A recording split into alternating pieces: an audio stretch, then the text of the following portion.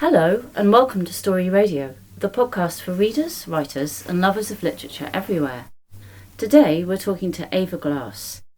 Dubbed the new queen of spy fiction by the Guardian newspaper and the real thing by the Washington Post, Ava Glass is the CWA Dagger shortlisted author of Alias Emma, The Chase, The Traitor and The Trap. The Traitor was a 2023 Richard and Judy Book Club pick and a Barnes & Noble Book of the Month. A former crime reporter and communications consultant, for 5 years Ava worked closely with spies. Her time in that world fascinated her, and the spies she met back then inspire every book she writes. We're going to talk about Ava's new novel, The Hiding Season, which will be published by Penguin on the 26th of March. It's great to have you back on Story Radio, Ava. Thank you so much for having me. I found The Hiding Season a very compelling read. Could you tell us a little bit about its origins? I think it started over 10 years ago, to be honest. My oldest friend lives in America where I grew up. I've lived in Britain for most of my adult life, but I grew up in the US. And my oldest friend lives in Montana in the far northwest of the country near Canada. And she had a job for a while that involved a billionaire's ski resort. It's a real place outside a town called Bozeman. It's called the Yellowstone. And there's 45 ski lodges up there owned by the richest people on the planet. They're only up there during ski season for a month of the year, most of the time, maybe 2 months max. The rest of the year it's empty. And she was a caretaker. She would make sure the houses were okay, air them out, feed the fish. And it's at nearly 9,000 feet elevation. So on the way up there, her radio would break out before she reached it. The signal would go. And then when she reached the top, her phone wouldn't work. Nothing worked up there. And she was completely alone. She was the only person up there most days, all alone on this mountain. And I used to tell her it'd be an amazing place to commit a murder. And it was a joke, obviously. But, you know, I was looking for a story a couple of years ago, and that just stayed in my mind, in the world as it is now. The billionaires, their lives. I wanted to look at it. I wanted to imagine it. So I got her permission to write, because she told me about that job, so I know that job existed. So I wanted to write somebody in that isolation, because these days we're never alone and never cut off. It's so hard to be cut off. And so I think there's a new fear to that, to not being able to reach somebody if you're in trouble. So that's how the story starts, with a woman going up on that mountain, having that job, and finding a body. Because up there, if somebody's killed, it's going to be somebody really important. It's just going to be. And then it's about what happens after that, when, having seen something she shouldn't see, her life is upended by that one moment, that split second that flips everything on its head. It's almost become a thing in fiction now that the first thing you have to do is stop people's phones working one way or another, isn't it? Oh, it's wonderful if you can. I think it is wonderful if you can. It has to be believable. I dislike the ones where it's sort of like in a world where telephones explode if you turn them on. Like people go to elaborate lengths. But places, the desert, the mountains, space, there are a few places you can explore in your mind where phones don't work, and they're getting fewer and fewer. It felt quite different in mood to your earlier Emma Makepeace books. Maya's a much more mature character, and there's more focus on her kind of personal life, and also it's a first-person narrator.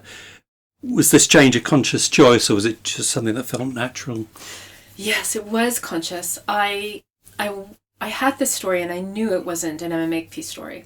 And I had written 3 spy novels from the perspective of the spy. So in the Emma Makepeace novels, I live inside the spy's head. So we see only her view of things. And I know, as we all do, that interacting with spies, when normal people's lives collide with the work of a spy, it can be really damaging for the normal person. And I don't get to explore that as much in my books as I like. It's there in the Emma Makepeace books. You can see it, especially in book 1. But I wanted to look at how that felt. How it felt to have your life upended by something that was completely not your fault. Just a coincidence of fate, where you work, where you live, who you know, or what you see. Like, those are the 4 things that can bring us into connection with the spy world.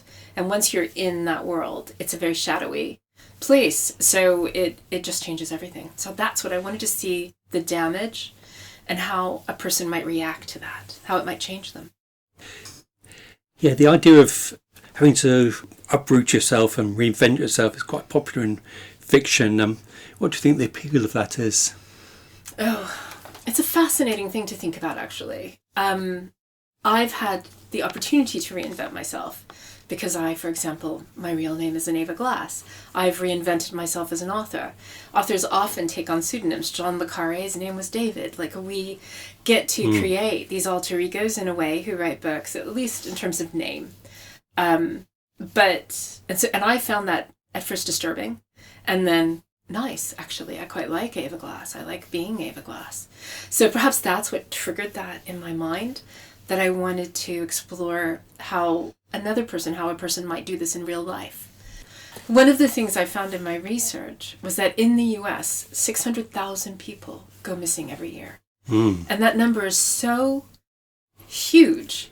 I kept double checking it because it seemed impossible, but it's everywhere. It is. I can't remember what you're saying. It's like the population of a state. Of a state. Wyoming. Wyoming has fewer than 600,000 residents. How is this possible? And I know, logically, that most people go missing because they want to. Most people go missing because they're dodging bill collectors or ex-partners or a boss or something in their lives that went wrong. Some people go missing because something horrible happened. So I wanted to write about one person who goes missing in 1 year, one of the 600,000. And that was the inspiration. Maya is she is a writer, but she's an ordinary person without any spy training or any kind of background or knowledge of that world. But she's also very resourceful, and she ends up outwitting the people who are chasing her, thanks to her, I suppose, her survival skills. How did you come up with her as a character? Well, I wanted to write an arc. I wanted to see how life changes you. And I got this theory that in your 30s, there's always some moment where it all just goes wrong, where something goes to hell. Either you lose your job, you lose a partner, you lose something that felt solid and permanent. It's that real hit everybody seems to take at some point in their 30s. And you can go two different ways after that. You can get stronger and braver, or it can make you more cowardly and timid. I've seen it go two different directions. So I decided to start with somebody who's just had that hit. So Maya's husband has left her, and she didn't see it coming. She thought her life was set. And he's not only left her, he's cheated on her, and so she is handling it very, very badly at the beginning. She completely lets it beat her down.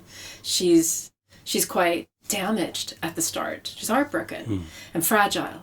And then she gets this other blow, the finding of the body, the upending of her life. And she knows that this could be the moment where she just lets it go. She even considers just letting it go, just staying where she is and letting herself get killed, just letting it, at least it would be over. But her subconscious, not deciding to do that, if she makes that decision, what happens? Because you're not going to get through that. Nobody's going to get through that without getting tougher. And so I wanted to create that arc to see her decide to live. That's the whole point. I want to see her decide to live and how she's going to make that work. Riley, who helps Maya disappear from her old life, he's a very compelling character. Was there any kind of particular inspiration behind him? I think I wanted just a spy. I wanted your average spy, the spies I met. The weird thing about spies, because I worked with spies for 5 years. The weird thing about spies is that they know everything about you and you know nothing at all about them. You don't even know their real name. So that every relationship, if you are not yourself a spy, starts out disproportionate. They hold all the cards. They have all the power. And if they're a good person, if you're dealing with good people, then it will work out just fine. But how can all the spies be good people? How can you trust that this is a good person you're with? If you have good sense, you should always be cautious when dealing with somebody about whom you know nothing, who has a lot of power over you. Riley is an invention that allows me to explore that, to look at that sense of instability, of trust or distrust, all the way through the book, Maya is wondering if he's really on her side.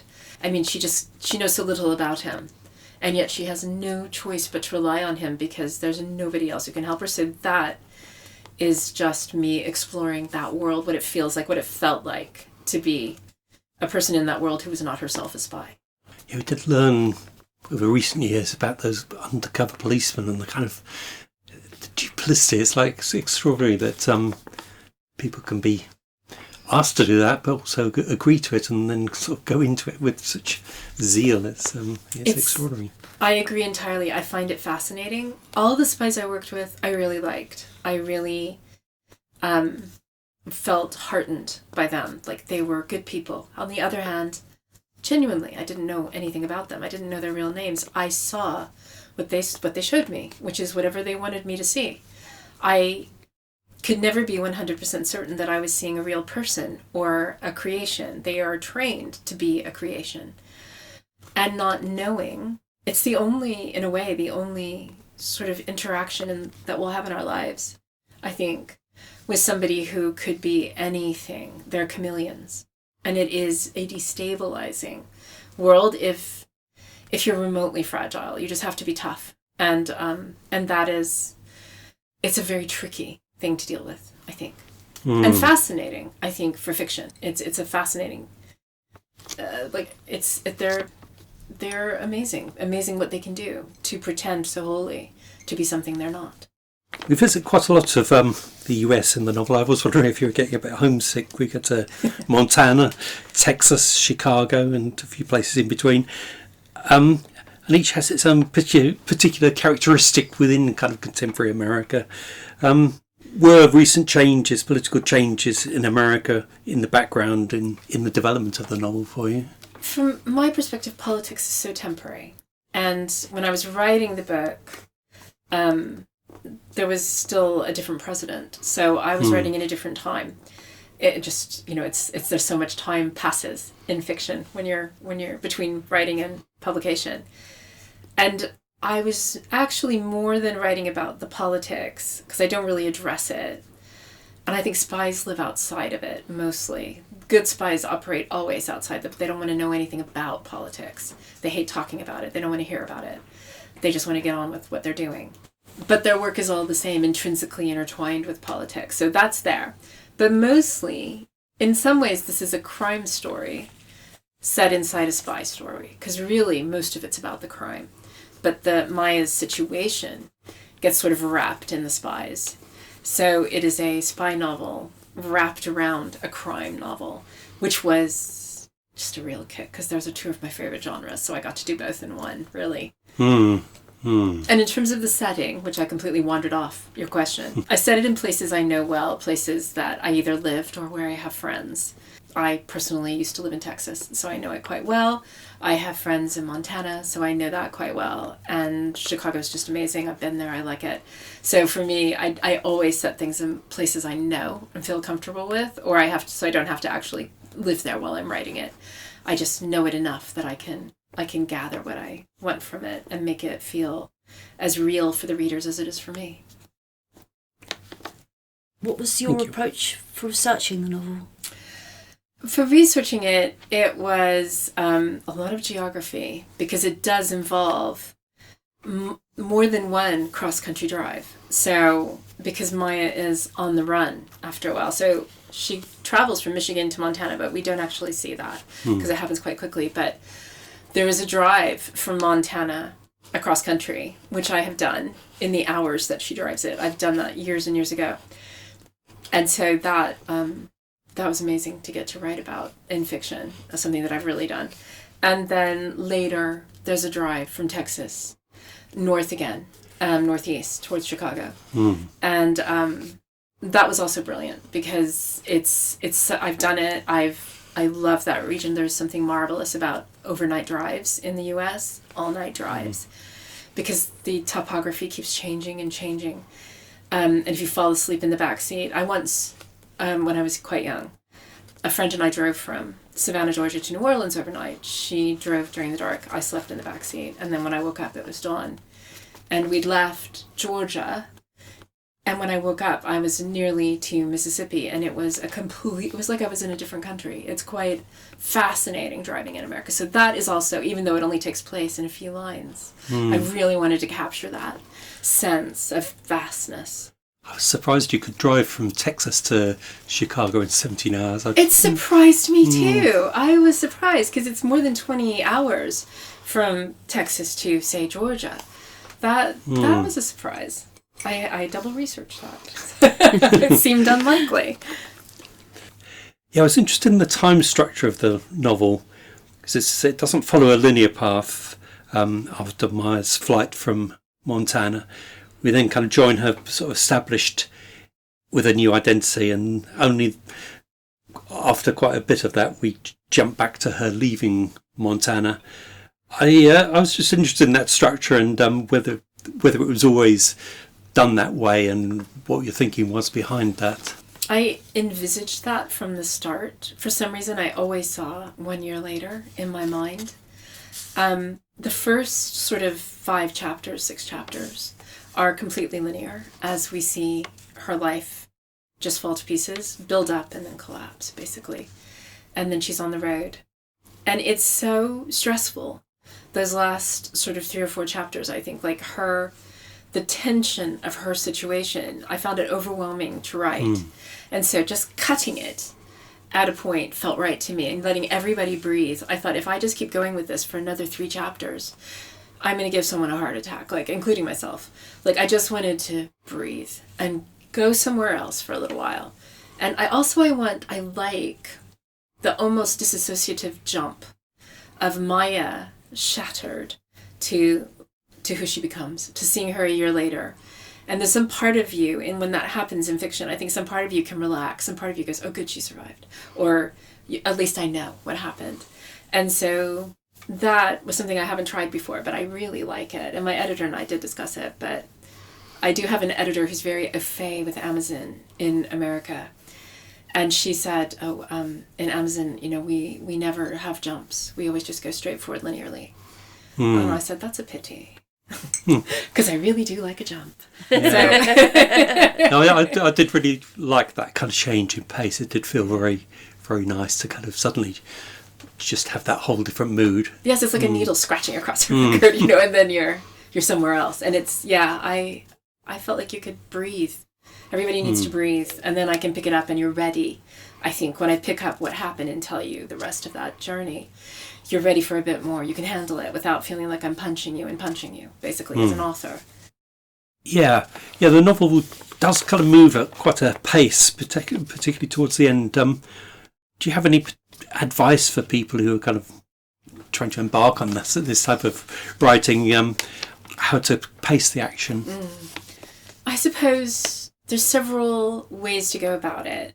I think when you're writing your synopsis at the beginning, when you're planning your novel, you need enough action to fill 100,000 words, basically.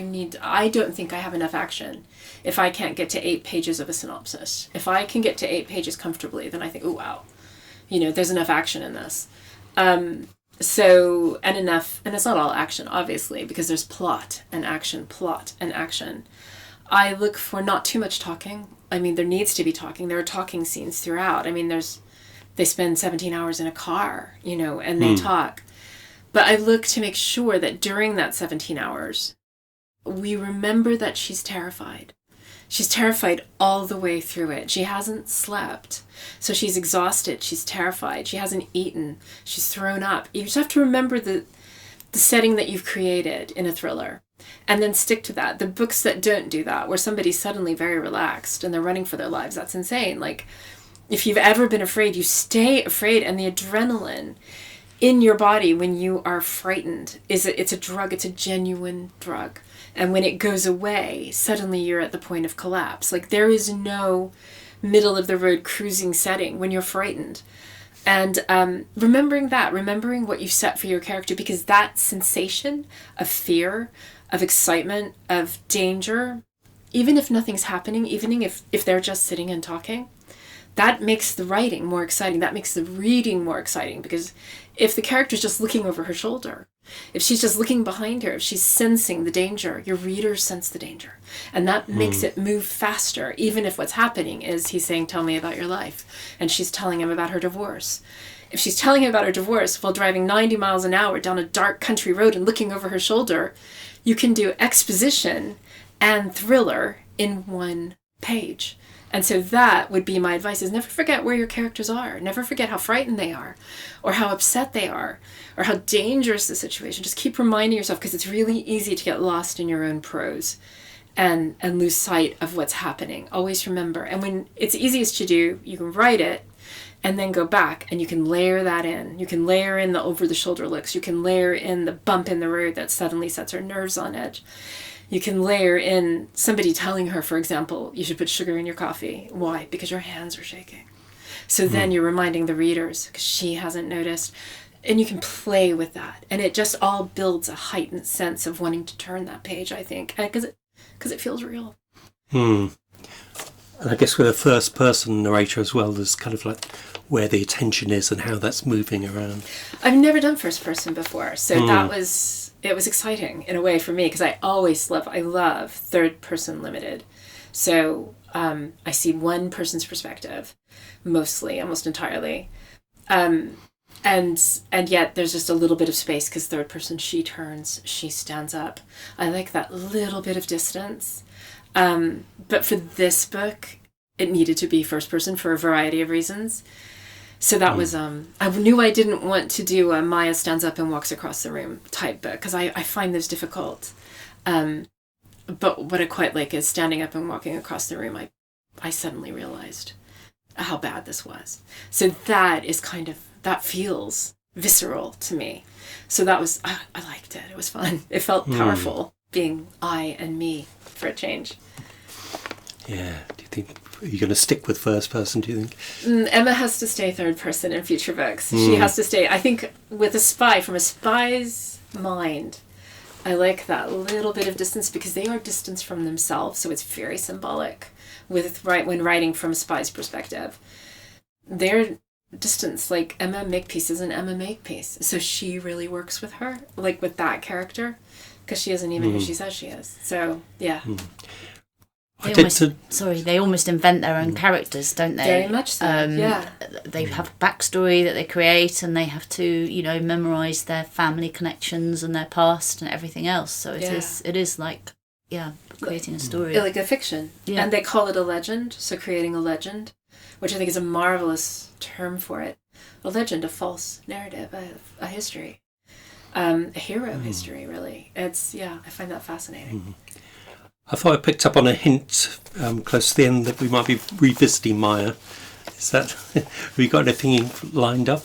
Not lined up, but it is possible. I wanted to leave it open-ended in case it's something that readers and I wanted to go back to. I don't think, after everything she's been through, that she can truly be free of that world. So also there is a spy character in the novels called Amber that we encounter, who I love. And I'd pretty happily write 7 books about Amber, to be perfectly honest. What is it about me and spies? Like, I loved everybody in this book, but Amber, like, I could feel her in my fingertips writing that book. So, yeah. So what is the next thing that you've got lined up? Well, I am working on a 4th Emma book, and I'm also writing a standalone, which is about Chinese spying. I'm looking in particular, actually, the ironic thing is, I've been writing it for a month or so, and it's about spying inside Parliament. And if you've been reading the headlines this week, that's what's happening. So that felt really strange to me. The problem about writing about the real world in fiction is that sometimes the real world just does what you're writing. So that's been quite strange. It was a story about the Labour ministers or Labour MP's partner, wasn't it? Exactly. That they were spying. Yeah, allegedly. Maybe we'll cut that bit out. Careful. Thanks so much, Ava. I believe you're going to read a bit of the novel for us. It'd be wonderful to hear you read a passage from it. Time flew. I was learning constantly, learning the town, learning the job, learning how to be alone. At first, each day I got through felt like a triumph, And then one morning I didn't think about my life back in Michigan and what might have been. Instead, I thought about how blue the mountains looked, or how good the coffee tasted. I still had no idea if I'd made the right decision coming here. But does anyone ever truly know where they belong? We all throw a dart at a map and hope it finds home. By then, it was July. If you've never experienced it, I need to tell you that summer in central Montana is glorious. It almost never rains. The deer come down to the foothills to eat the tender grass. Wildflowers blanket the hillsides, and the breeze rolls in cool and fresh off the Bridger Mountains to sweep the valleys clean. I remember very clearly one Wednesday in July when I stepped out of my apartment into the clear morning air and found myself thinking, this is nice. Part of it, of course, was that the Gateway had turned out to be a good job. I had a lot of freedom, and that gave me time to heal. Nobody told me which houses to do on which days, and I didn't clock in or out. But Gina always seemed to know when I'd been up on the property, so I liked to be on time, and on this particular day, I left for work at 8 o'clock on the dot. As the city fell behind me, and the vast wilderness opened up ahead, some of the tension in my chest eased.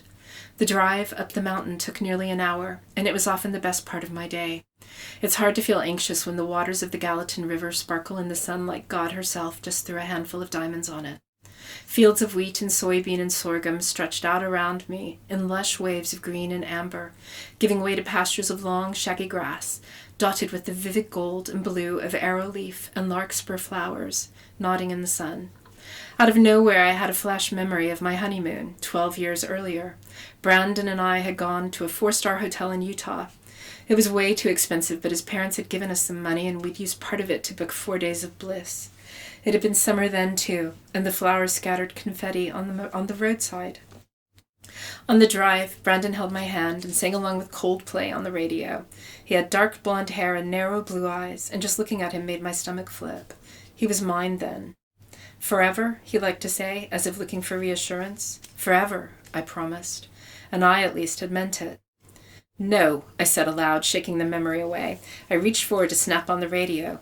The soothing voices of Morning Edition flowed over me with talk of war and peace and baseball. I let it wrap around me like a blanket and focused on my driving. As it climbed into the mountains, the highway twisted and turned, following the bends of the river. I liked that the road was so loyal to the water. Hundreds of miles from here, that small, glittering river would join up with the Jefferson and Madison rivers to form the Missouri, one of the world's mightiest waterways.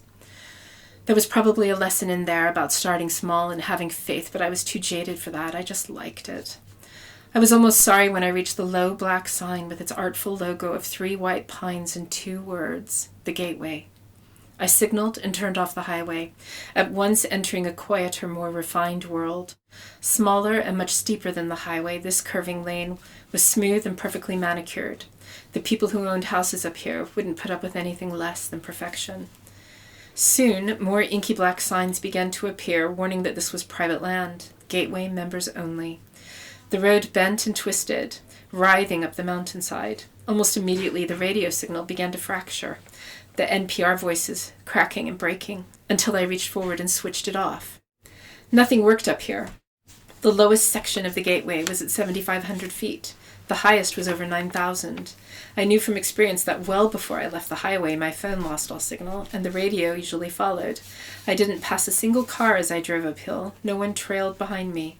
At the Gateway, I was cut off from the world.